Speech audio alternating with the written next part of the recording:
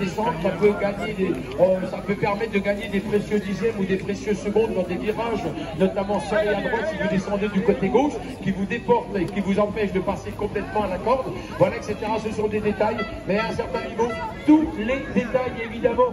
comptent. Et puis il faut savoir également que c'est 50 minutes de course, 1 minute au niveau international et même au niveau national sur les Coupes de France, mais c'est 1 heure ou donc 50 minutes de course, mais 50 minutes à fond, où le rythme cardiaque se maintient toujours entre 165 et 200 pulsations, c'est-à-dire que donc un rythme très peu de temps de récupération, y compris dans les descentes, très concentré sur la technique, et particulièrement aujourd'hui où le temps est donc maussade et où le circuit est rendu donc glissant par la pluie. Voilà les écarts qui commencent progressivement à se creuser entre les hommes de tête. On voit justement donc Yann Trois également, là on a Valentin Remondet qui appartient également donc à cette équipe Pro Dialogue, un team privé. Il faut savoir qu'en cyclocross, si les coureurs appartiennent à un club avec lequel ils font toute la saison sur route, il y a également des teams qui sont dédiés spécifiquement au cyclocross. C'est le cas notamment de Podiocom, le club, le team, on va dire, le team donc, de Yann et de Valentin Remondet. Il y a d'autres teams, S1 Néo,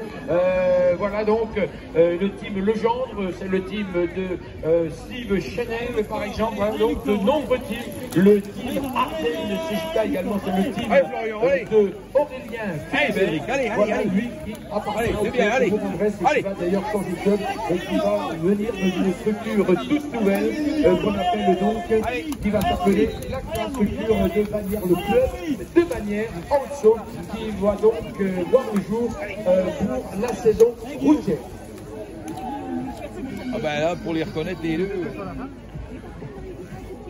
Voilà, avec un public qui s'est malgré tout déplacé, j'allais presque dire en masse, malgré le petit crachin typiquement breton qui tombe depuis quasiment le début de l'après-midi. Et donc venu voir ce spectacle et une bagarre qui devrait être intéressante à tous les niveaux pour la victoire, pour les 2 autres places du podium, les places d'honneur dans les 5 premiers, et puis entre la 5e et la 10e place avec tous les éléments qu'on a cités et qui sont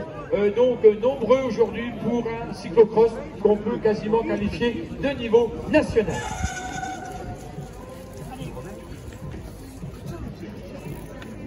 Parmi les engagés de dernière minute, très bon début de course de Axel Ottiger, revanchard, donc après sa déconvenue du 1er novembre au cyclocross international de Dijon, lui qui avait terminé 2e il y a 2 ans en junior derrière